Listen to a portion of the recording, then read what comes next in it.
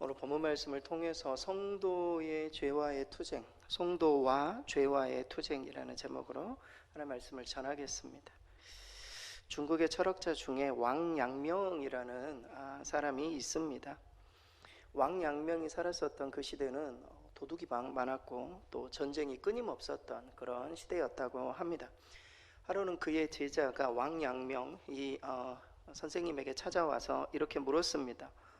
선생님, 이 도둑의 문제를 어떻게 해결했으면 좋겠습니까? 이렇게 묻자 양명은 왕씨라고 하겠습니다. 이 왕 철학자는 이렇게 말합니다. 내게는 더 큰 문제가 있느니라. 그 도둑의 문제보다 나한테는 더 큰 문제가 있다는 겁니다. 무슨 문제입니까? 이렇게 묻자 왕씨는 이렇게 말합니다. 내 마음의 도둑을 잡는 문제다. 이것이 훨씬 더 큰 문제다. 주변에 도둑들 큰 문제지. 근데 내 마음의 도둑을 잡는 것이 훨씬 더 큰 문제다. 이렇게 마음의 아주 중요성에 대해서 이야기를 해주었습니다. 후에 또 전쟁이 한참일 때 한 제자가 다시 와서 묻습니다. 선생님, 우리가 어떻게 하면 이 전쟁에서 승리할 수 있을까요? 라고 묻자 이 왕씨는 또 이렇게 말합니다. 내게는 더 중요한 문제가 있느니라. 이렇게 말하는 것입니다. 무슨 문제입니까? 그러자 그것은 내 마음의 전쟁에서 승리하는 일이다. 이것이 훨씬 더 나에게 더 중요하다. 주변에 있는 전쟁보다는 내 마음의 전쟁에서 내가 이겨야 될 텐데 자꾸 패하는 내 자신을 본다. 그는 그렇게 말을 했다고 합니다. 그는 인간이 가진 본질적인 문제가 인간의 내면의 문제임을, 이 내면 속에 항상 싸움이 있음을, 그 내면의 문제를 해결해야 모든 문제를 해결할 수 있음을, 가장 어떤 본질적인 문제에 마음이 있음을 알고 있었던 것이죠. 오늘 사도 바울의 그 고백도 그것입니다. 마음에 수많은 전쟁이 있다는 것이죠. 예수님을 믿고 우리가 의롭게 되고 구원을 받았음에도 불구하고 내 안에 수많은 전쟁이 있다는 겁니다. 여러분, 우리가 예수님을 믿고 의인이 되었으면은 그냥 아무런 전쟁이 없으면 좋겠는데 우리 안에 이 죄성이 아직까지 남아 있어서 자꾸 우리 마음에 하나님의 법을 따르고자 하는 우리의 마음에 죄의 법이 우리를 이끌고 가는 중립인 거죠. 우리가 하나님의 법을 온전하게 따르면 우리 마음의 법이 하나님의 법을 따르지만, 그렇지 않고 우리가 하나님의 법에 우리의 마음을 순종하지 않으면 죄의 법이 우리의 마음의 법을 이끌고 간다는 것입니다. 이 두 상황에서 계속 사도 바울은 싸우고 있는 것이죠. 여러분, 우리가 성화의 과정 하면은 그냥 가만히 있어서 성화의 과정, 성화가 이루어지는 것이 결코 아니죠. 우리 안에 수많은 영적 싸움 가운데 하나님의 말씀, 하나님의 어떤 그 뜻에 온전히 순복하는 그 하나님의 법을 따르는, 성령의 법을 따르는 것에 의해서 우리의 마음의 법이 죄의 법 안에 굴복되지 않는, 그러면서 우리가 성화가 이루어져 가는 것이죠. 사도 바울이 그 이야기를, 실제 사도 바울이 지금도 겪고 있는, 그러니까 이 편지를 적고 있을 때 지금도 겪고 있는 곤고한 그의 삶의 어려운 문제들에 대해서 솔직하게 고백을 해주고 있는 것이죠. 의인이 되었다고, 예수님을 믿음으로 우리가 구원을 받았다고 영적 전쟁에서 자유하지 않다. 우리 가운데 수많은 전쟁들이 있다. 그 이야기를 하고 있습니다. 사도 바울이 오늘 본문에 보면은 그 내가라는 표현을 많이 씁니다. 이 내가. 그래서 사도 바울의 이 죄와 가운데 싸우고 있으면서 자기가 계속 죄의 법 안에 지고 있는 그런 모습들을 자꾸 표현하고 있지 않습니까? 이 모습을 이 성경 구절을 읽으면서 많은 학자들은 이 내가가 구원받기 전 바울의 모습이지 아닐까, 이렇게 이야기를 하곤 합니다. 왜냐하면 사도 바울의 이 영적 싸움이 항상 지고 있잖아요. 지금 죄의 법 아래서 나를 사로잡아 가는 것이고, 정말 자기는 정말 이 죄의 법 아래서 이 굴복할 수밖에 없는 이런 어떤 이런 상황 가운데 참 나는 정말 공고한 자라고 그렇게 고백할 수밖에. 그래서 예수 믿기 전에 사도 바울의 어떤 상태가 아니었을까, 이렇게 말하는 사람들도 있지만 결코 그렇지 않죠. 더 많은 학자들은 구원받은 이후에 그리스도인들, 그러니까 구원받은 이후에 사도 바울의 경험이자 모든 그리스도인들의 경험이고, 구원받은 이후에 여전히 우리 가운데 놓여있는 그런 그 상태를 사도 바울이 소개하고 있다, 이렇게 말씀을 드릴 수가 있겠습니다. 성 어거스틴 역시 이 본문을 처음으로 주의하면서 똑같이 원함은 있으나 선을 행할 수 없는 나, 이 이 표현 속에서 그는 구원받기 거듭나기 이전에 자신의 어떤 모습, 사도 바울이 그 모습을 소개했다라고 처음에는 그렇게 주의를 했어요. 그러다가 그가 예수님을 온전하게 정말 그 성령 안에서 아주 충만하게 살아가지만 그의 삶 속에서도 사도 바울과 같은 똑같은 전쟁들이 있는 것을 발견하게 되죠. 그래서 사도 바울이 구원받기 거듭나기 이전의 고백이 아니라 진짜 구원받고 난 이후에 수많은 어떤 내면의 투쟁의 어떤 결과다, 이렇게 성 어거스틴도 그런 결론을 내립니다. 근데 우리는 로마서의 어떤 장들이 정확하게 이렇게 나누어져 있는 것을 보고 있잖아요. 성 어거스틴의 시절에는 로마서 1장, 2장, 3장, 4장 이런 장이 없었습니다. 로마서가 그냥 한 편으로 그냥 편지로 그냥 쫙 되어 있는 것이죠. 그것을 읽었던 것이죠. 하지만 우리는 1장부터 3장까지는 죄에 대해서, 그 다음에 뭐 4장부터 의에 대해서, 그 다음에는 성화에 대해서, 그래서 이런 어떤 우리의 어떤 기본적인 논리적인 틀을 가지고 있기 때문에 지금 사도 바울의 이 고백이 구원받은 이후의 고백인지 우리는 쉽게 접근할 수 있지만 그 이전에는 그렇지 않았다는 것이죠. 그래서 성 어거스틴은 그것 때문에 고민을 했지만 본인의 경험에 의거해서 사도 바울이 예수님을 믿고 난 이후에 수많은 어떤 마음의 갈등들을 그렇게 고백했다, 그렇게 이야기를 합니다. 따라서 사도 바울의 그 오호라 나는 곤고한 사람이로구나, 이 사망의 몹에서 누가 나를 건져내랴, 이 고백은 구원을 받았지만, 그렇죠? 항상 영적 싸움 가운데 놓인 우리 모두의 고백이 될 수도 있는, 우리도 예수님을 믿고 정말 주님 앞에 바르게 살기를 노력하고 성령 충만하기를 간구하지만 우리 삶의 열매는 항상 공고한 뿐 아닙니까? 하나님 앞에 섰을 때 정말 이 선한 열매보다는 좀 하나님 앞에 부끄러운 열매들이 많고, 이런 모습을 통해서 사도 바울의 고백이 마치 정말 왜 이렇게 나는 이렇게 하나님 앞에 참 강하고 담대하게 설 수 없을까, 곤고한 어떤 심령 가운데 하나님 앞에 나올 때가 참 많이 있습니다. 그래서 영적 싸움 가운데 놓여 있는 그런 어떤 관점에서 오늘 본문을 좀 보도록 하겠습니다. 오늘 본문을 세 부분으로 나누어 살펴보겠습니다. 첫째는 바울의 어떤 내면 세계, 율법과 반대되는, 이미 예수 그리스도를 통해서 구원을 받았지만 그 안에 있는 수많은 어떤 싸움들, 그 내면 세계에 대해서 소개를 해주고 있습니다. 14절에서 17절. 두 번째는 속사람 안에서의 싸움, 선과 악의 싸움. 아까 그 말씀드렸던 세 가지 법이 있는데, 하나님의 법과 마음의 법과 죄의 법이 있는데, 그 마음의 법이 하나님의 법으로 이동할 때가 있고 죄의 법 아래 이동할 때가 있는데, 대체적으로 죄의 법 아래 끌려가는 그런 모습을 보면서 사도 바울이 낙심하는 그런 어떤 내용이 있고, 마지막 세 번째는 그럼에도 불구하고 예수 그리스도의 은혜로 말미암아 최종적인 어떤 승리를 고백하는, 그래서 예수 그리스도의 은혜가 필요함을 사도 바울은 그렇게 결론으로 고백하고 있는 내용이 24절에서 25절이 되겠습니다. 오늘 본문을 보겠습니다. 먼저 사도 바울은 이 율법의 요구는 선하고 거룩함이지만 그 요구와는 정반대로 향하여 나가고 있는 자신의 내면 세계를 말씀을 통해서 이렇게 투시하고 있습니다. 내가 원하는 것을 행하지 아니하고, 원하는 것은 예수님을 믿고 좀 더 선한 어떤 그 삶을 살고 주님의 성품을 닮아가기를 원하지만 도리어 미워하는 것을 행하는 자기 자신을 보게 된 것이죠. 그런데 그 원인은 나의 육신에 있는 것이 아니라 내 속에 있는 죄의 성향, 죄가 그렇게 나를 이끌고 가는 것이다. 사도 바울은 영적으로 이 부분을 봅니다. 오늘 본문의 14절에서 17절 말 좀 길지만 14절에서 17절 스크린 보고 우리 같이 한번 읽겠습니다. 우리가 율법은 신령한 줄 알거니와 나는 육신에 속하여 죄의 아래에 팔렸도다.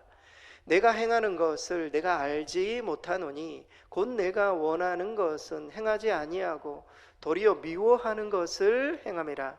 만일 내가 원하지 아니하는 그것을 행하면 내가 이로써 율법이 선한 것을 시인하노니 이제는 그것을 행하는 자가 내가 아니요 내 속에 거하는 죄니라. 흔히 오늘 본문의 내용을 영육의 어떤 싸움이다, 영육 간의 어떤 투쟁이다, 뭐 이렇게 해석을 하기도 하지만 엄밀히 따지자면 그것은 영, 그러니까 이 속사람과 육의 투쟁이 아니라 속사람과 우리 육신에 깃든 이 죄와의 투쟁이다. 사도 바울은 그렇게 말합니다. 그러니까 내 속사람에 죄와의 싸움이 있음을, 죄가 나를 그렇게 이끌고 내가 원하는 것이 있지만 도리어 원치 않는 일들을 하도록 내 안에 있는 죄의 성향이, 과거의 그 죄가 나를 그렇게 이끌고 가는 것을 사도 바울은 고백합니다. 바울은 예수 그리스도로 말미암아 거룩함을 향해서 또 선한 것을 향한 소원을 갖게 되었지만, 성령께서 내 안에 거하심에도 불구하고 이 생명을 압도하는 거대한 육신의 어떤 힘에 직면합니다. 성령께서 모든 것들을 다 다스렸으면 좋겠지만 내가 성령으로 충만하지 않고 말이죠, 내가 하나님의 온전한 말씀에 그냥 지배당하지 않으면 내 안에 있는 죄의 법이 내 마음의 법을 지배하는, 이것을 사도 바울이 경험하게 된 것입니다. 이것을 바울은 죄악의 힘이다, 죄의 법이다, 이렇게 소개합니다. 구원받은 나를 굴레 씌우는 법이 있다라는 겁니다. 그리고 나를 구속하는, 그러니까 나를 지배하는 죄악의 법이 아직도 자기 자신을 지배하고 있고 우리 또한 지배하고 있음을 사도 바울은 이야기를 합니다. 그러나 이러한 갈등, 우리 안에 있는 어떤 죄와의 이런 갈등은 예수님을 믿기 전과는 조금 차원이 다른 갈등이에요. 예수님을 믿기 전에는 어떤 양심의 어떤 갈등들이 일어나잖아요. 그런데 그 양심의 갈등은 우리가 어떤 죄를 지었을 때 그것을 우리는 합리화하는 경향이 있어요. 예수님을 믿기 전에는 우리의 어떤 법이 있단 말이죠. 우리의 법, 우리가 그것을 합리화하고자. 그러나 우리 가운데 성령이 들어오시고 나면은 그것을 합리화하지 않습니다. 그 죄의 법 안에서 우리가 싸우려고 하는, 더 정확하게 말하면 거룩한 싸움이 일어나요, 우리의 삶에. 그래서 예수 믿기 전의 갈등과 죄와의 갈등과 예수 믿고 난 이후의 죄와의 갈등은 굉장히 차원이 다른 갈등이에요. 우리 안에 성령께서 내가 죄를 지으면 탄식하고 또 신음하고 또 우리 심령에 갈등이 일어나고 내 양심에 더 영적인 가책이 일어나고 하나님 앞에 그렇게 살아서는 안 되겠다라는 마음의 어떤 결단들이 일어나는, 그러니까 예수 믿기 전과 믿은 후는 좀 그런 차원이 다른 것입니다. 사도 바울은 이런 거룩한 갈등 가운데 어쩔 수 없이 그 율법을, 그러니까 어떤 하나님의 법을 따르는 것을 깨뜨리는, 그것은 내 속에 있는 죄 때문이다, 이렇게 밝힙니다. 따라서 인간의 문제는 밖에 어떤 문제가 있기보다는 때로는 우리는 보통 주변의 환경을 바꾸면 내 죄아가 내가 좀 더 선해지고 더 좋아질 것이라고 여기죠. 그래서 국가적으로도 어떤 환경을 바꾸고 교육의 환경을 더 좋게 해주고 어떤 구조적인 것들을 많이 바꾸려고 노력하지만 성경은 반대로 이야기를 하고 있습니다. 겉의 환경을 바꾸기 이전에 네 심령을 바꿔라. 네 마음을 바꾸면 겉의 환경과 상관없이 내가 그 환경을 개선해 나갈 수 있는, 그러니까 완전히 좀 접근법이 좀 다른 것이죠. 결국 성경은 나의 모순, 그리고 또 나의 갈등, 또 내 속에 일어나는 내면의 어떤 전쟁의 본질적인 원인을 내 속에 거하고 있는 죄성 때문이다, 이렇게 사도 바울을 통해 선언해주고 있습니다. 이것은 사도 바울이 자신의 신앙생활 가운데 항상 인식했어요. 자기는 예수 그리스도로 말미암아 의롭게 되었죠. 그럼에도 불구하고 항상 이런 죄와의 싸움이 있는 그런 모습을 그는 발견하게 되었습니다. 따라서 이런 내면의 어떤 전쟁에서 우리가 이길 수 있는 첫 번째 방법, 그것은 바로 우리 내면에 싸움이 일어나고 있다, 이 사실을 우리가 정확하게 아는 겁니다. 오늘도 수많은 영적 전쟁이 내 마음 가운데 일어나고 있다는 것이죠. 우리가 겉으로 우크라이나와 러시아의 전쟁, 겉으로 드러나는 전쟁뿐만이 아니라 우리의 심령의 수많은 전쟁이, 내 마음의 법을, 죄악의 법이 나를 이끌고 가든지 하나님의 법이 나를 이끌고, 이 두 가지의 법이, 우리가 아침에 기도하지 못하고 하나님의 말씀을 내 삶에 가까이 하지 못하고 의식하지 못하고 살면 내 마음의 법을 죄악의 법이 이끌고 가는 싸움에서 그게 이긴 것이죠. 이긴 것, 마귀가 이긴 것입니다. 그래서 내 내면에 전쟁이 있다는 사실을 분명히 알 때 우리가 영적으로 성숙할 수 있는 그런 단계에 이룰 수 있음을 사도 바울이 이 부분을 통해서 먼저 이야기를, 지금 성화에 관한 이야기를 하면서 이 이야기가 나왔다는 사실을 좀 우리가 기억할 필요가 있습니다. 우리가 주님 안에서 성장해 가기 위해서는 내면의 전쟁이 있다 라는 사실을 보여줍니다. 두 번째로 이어지는 말씀에서 바울은 앞선 이 내면의 싸움을 더 구체적으로 소개하고 있습니다. 바울의 그 내면에서 일어나는 실제적인 갈등, 그 부분에 대해서 말씀을 전하는데요. 우리는 이를 통해 이 사도 바울의 이 내면의 싸움, 이 부분을 통해 실제 우리의 마음을 지배하고 있는 세 종류의 법을 발견할 수가 있습니다. 우리의 마음을 지배하고 있는 세 종류의 법이, 사도 바울의 표현을 빌리자면 세 종류의 법이 우리 가운데 있다라는 겁니다. 오늘 본문의 18절에서 23절 우리 스크린 보고 우리 다시 한번 읽겠습니다. 내 속 곧 내 육신에 선한 것이 거하지 아니하는 줄을 아노니 원함은 내게 있으나 선을 행하는 것은 없노라. 내가 원하는 바 선은 행하지 아니하고 도리어 원하지 아니하는 바 악을 행하는도다. 만일 내가 원하지 아니하는 그것을 하면 이를 행하는 자는 내가 아니요 내 속에 거하는 죄니라. 그러므로 내가 한 법을 깨달았노니 곧 선을 행하기 원하는 나에게 악이 함께 있는 것이로다. 내 속사람으로는 하나님의 법을 즐거워하되 내 지체 속에서 한 다른 법이 내 마음의 법과 싸워 내 질서 속에 있는 죄의 법으로 나를 사로잡는 것을 보는도다. 사도 바울은 속사람에게서 일어나는 선과 악의 갈등을 통해 인간을 지배하고 있는 세 가지 법이 있음을 소개합니다. 뭐 이렇게 딱 정할 수는 없지만 오늘 본문 말씀을 통해서 세 가지 법이 있음을 알 수 있어요. 첫 번째는 하나님의 법이에요. 우리의 마음을 지배하는 하나님의 법이 있다는 겁니다. 오늘 본문에 22, 내 속사람으로는 하나님의 법을 즐거워해. 우리도 그렇지 않습니까? 하나님의 말씀 가운데 우리는 거하기로, 우리가 예수 믿는 사람이라면 정말 선하게 살고 공의롭게 살고 정직하게 살고 진실하게 살기를 원할 것. 하나님의 법이 우리의 심령을 주관하는, 예수 믿는 사람 안에 성령의 법이 오셔서 우리를 그렇게 이끈다라는 것이죠. 그리고 이 하나님의 법은 뭐 의롭고 아무튼 선하고 거룩한 법이다, 이렇게 말씀을 드릴 수 있습니다. 물론 이 하나님의 법이 우리를 때로는 우리가 정말 얼마나 연약한 사람인지 보여주기도 해요.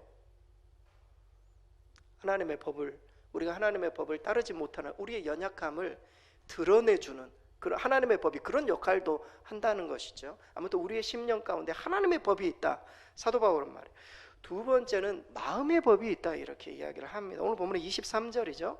내 지체 속에서 한 다른 법이 내 마음의 법과 싸운다. 여기서 말하는 이 내 마음의 법은 양심의 법 플러스 하나님의 법이 그것을 이끌면 그게 하나님의 법이에요.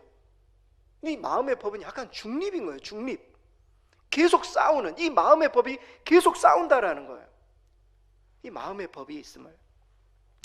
그래서 하나님의 법이, 마음의 법은 아무튼 우리 안에서 존재하는 양심의 법, 이렇게 말씀을 드릴 수 있겠습니다. 그래서 우리 안에 이 법은 하나님의 법과 때로는 부합해서 그 요구에 반응을 하기도 하고, 죄의 법과 이렇게 친해져서 그 법의 요구를 받기도 하고, 그런 법이 이제 마음의 법이 되겠습니다. 세 번째는 사도 바울이 다루고자 하는 것이죠. 죄와 사망의 법입니다. 우리 안에 아직도 죄와 사망의 법이 존재한다는 겁니다. 오늘 본문의 23절이죠. 내 지체 속에 있는 죄의 법으로 나를 사로잡는 것을 보는도다, 이렇게 말하고 있습니다. 죄의 법은 우리의 타락된 몸의 육신의 지체 안에 있었던 그런 법입니다. 이 법은 언제든지 우리의 마음의 법과 싸워서 하나님의 법을 따르고자 하는 우리의 심령 가운데 싸워서 우리의 마음의 법을 끌고 가는 말이죠. 죄의 법 아래로 끌고 가는, 사도 바울이 자꾸 실패하는 그런 영역 중에 하나이고, 연약한 저와 여러분이 항상 이 죄의 법 안에서 때로는 굴복당하는 그런 법이 이 죄의 법입니다. 따라서 죄의 법은 마음의 법이 하나님의 법의 요구에 반응할 때 동면 상태, 움직이지 못하는 상태다, 그 말이에요. 이 죄의 법은 우리가 하나님의 법에 온전하게 순종할 땐 죄의 법이 우리를 이끌고 가지 않아요.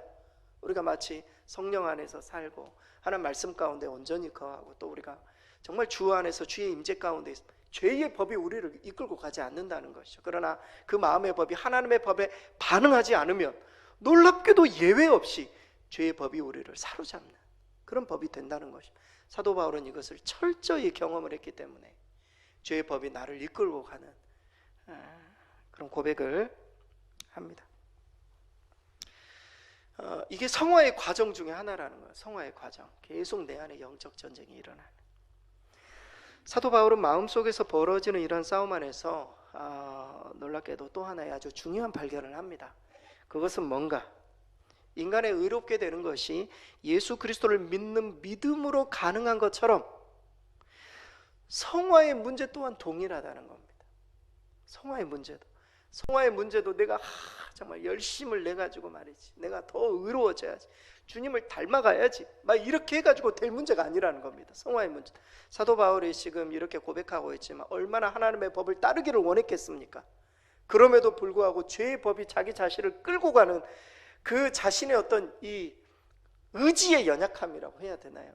행위의 연약함, 그런 것들을 발견하게 된 것이죠. 그래서 결국에는 사도 바울이 참 이게 어쩔 수 없는 고백일지는 모르겠지만 25절에 우리 주 예수 그리스도로 말미암아 하나님께 감사하리로다, 이 고백할 수밖에 없는 예수 그리스도의 어떤 능력과 은혜와 그의 어떤 인도가 아니고서는 성화의 과정 또한 나는 계속 죄의 법 안에 끌려갈 수밖에 없는 연약한 인생임을 사도 바울은 솔직하게 고백하는 것이죠. 나는 정말 공고한 사람이다. 이 사망의 법에서 누가 나를 건져낼 수 있겠는가? 오직 예수 그리스도밖에 없음을 사도 바울은 이야기를 하고 있습니다. 아무튼 인간의 행함으로 칭의가 불가능했던 것처럼 똑같은 의미예요.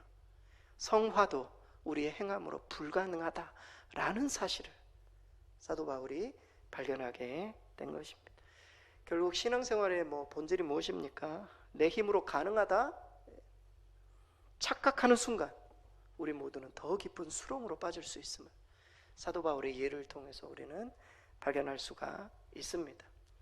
의로움으로 인해서 영생을 얻으려는 수많은 유대인들이 다 실패했던 것처럼 우리가 주님의 온전한 긍휼과 은혜를 구하며 나아갈 때, 성령의 충만함을 입고 나아갈 때 하나님의 그 은혜를 입고 하나님의 긍휼을 입고 하나님 앞에 설 수 있음을 사도 바울은 절절히 고백하고 있습니다. 마지막으로 바울은 이제 결론이죠. 결론. 앞서 속사람 안의 갈등의 정점에 달하는 이러한 어떤 갈등을 자기 속사람의 싸움에 대해서 이야기를 했었던 그 결론이에요. 결론. 이 이야기 하려고 지금 이 이야기를 한 겁니다. 그것은 바로 오호라 나는 공고한 사람이구나 라는 고백입니다. 우리 인생의 고백이죠. 나는 공고한 사람이구나. 그러나 바울은 이러한 처절한 고백을 예수 그리스도를 향한 고백으로 역전시킵니다. 나는 공고한 사람이지만 우리 주 예수 그리스도로 말미암아 감사할 수. 내가 이렇게 곤고하기 때문에 우리 주 예수 그리스도의 능력과 우리 주 예수 그리스도의 우리를 덮어주시는 그 은혜는 엄청나게 큰 은혜임을 사도 바울은 고백하고 있습니다. 오늘 본문의 24절에서 25절 우리 마지막으로 함께 읽겠습니다. 오호라 나는 곤고한 사람이로다. 이 사망의 몸에서 누가 나를 건져내랴. 우리 주 예수 그리스도로 말미암아 하나님께 감사하리로다. 그런즉 내 자신이 마음으로는 하나님의 법을 육신으로는 죄의 법을 섬기노라.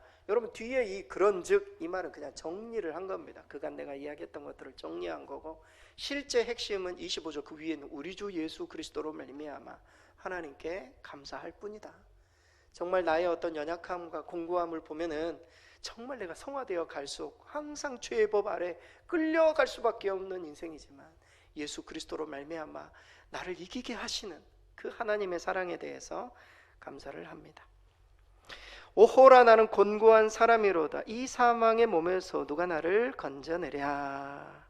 이 고백은 속사람의 갈등 속에서 말이죠, 자신의 무능을 온전히 고백하고 구원의 손길을 요청하는, 사도 바울이 울어도 못하고 힘써도 못하고 참아도 못하고 지식으로도 능력으로도 소원으로도 안 되는 사망의 몸으로부터의 건짐의 역사를 오직 예수 그리스도를 통해서만 이룰 수 있음을, 자신의 어떤 영적 처절한 한계를 인정하는 그런 고백이라 볼 수 있습니다.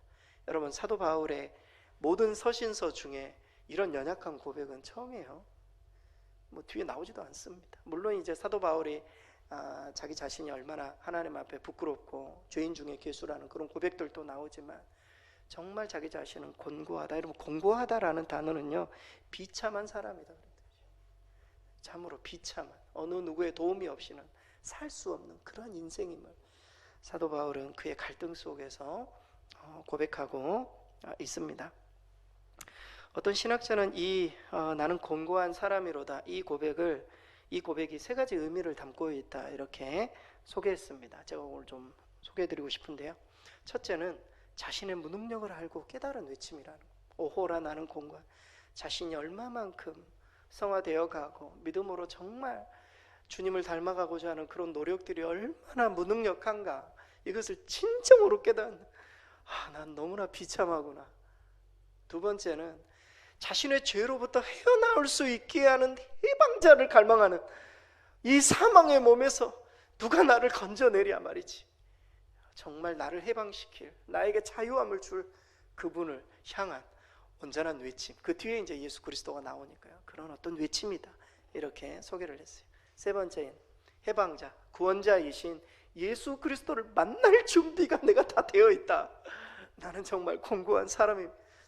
누가 사망의 몸에서 나를 건져낼 수 있습니까? 오직 예수 그리스도밖에 없습니다. 이것을 준비하는. 여러분, 예수님을 진정으로 이렇게 만나기 위한 사전 준비는 무엇입니까? 내가 얼마나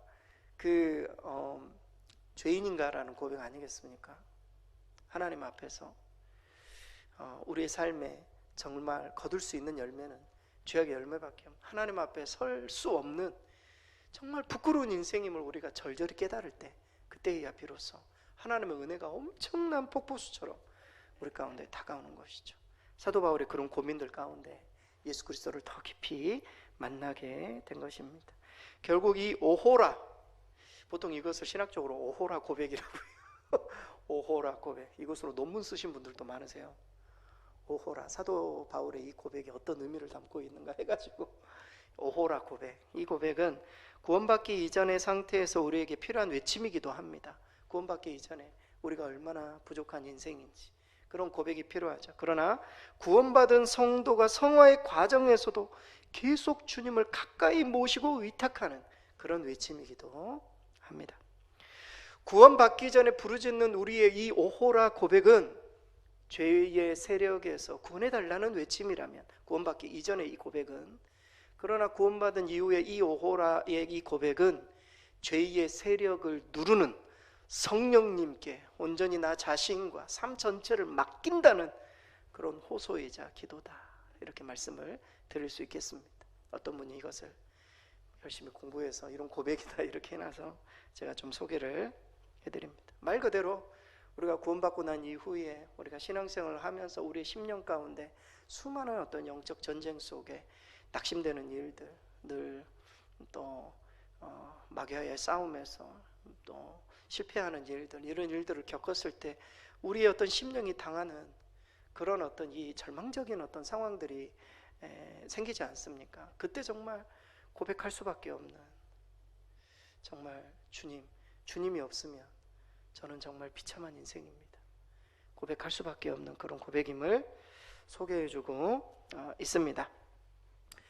여러분, 만약에 로마서 7장이 24절로 끝이 났다면 오호라 나는 공고한 사람, 이 사망의 몸에서 누가 나를 건져내랴, 24절까지 끝이 났다면 얼마나 그 황당한 결론입니까? 그저 뭐 아무도 건져낼 것 없이 끝나는 것 아니겠습니까?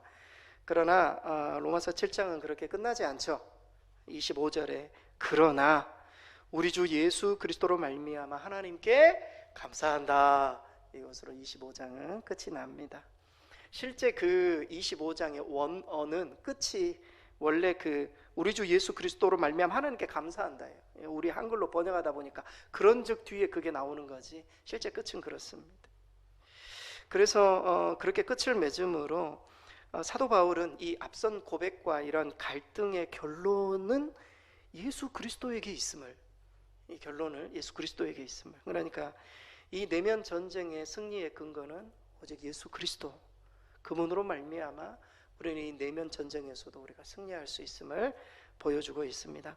다시 말해서 오늘 본문의 25절을 고백하기 위해서 앞선 수많은 내적인 어떤 우리 그 내면의 그 영적 전쟁, 속사람, 그리고 또 하나님의 법, 죄의 법, 마음의 법, 이런 것들을 계속 소개해 올린 겁니다. 우리 안에 수많은 법의 어떤 싸움들이 있다. 그러나 오직 예수 그리스도로 말미암아 우리를 승리케 하신다.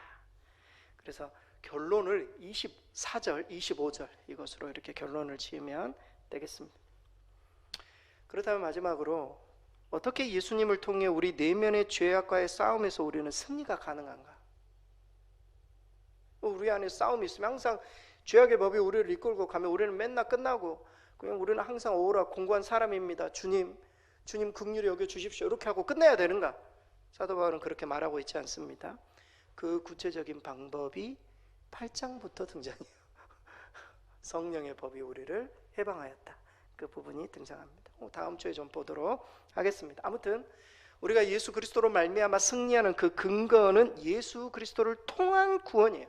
그런 의미에서 이 구원의 의미는 두 가지입니다. 이게 결론.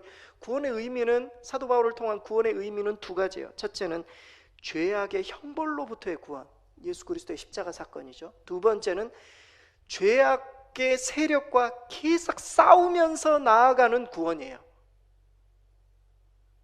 그래서 여러분, 너희가 구원을 이루라는 말씀이 있잖아요.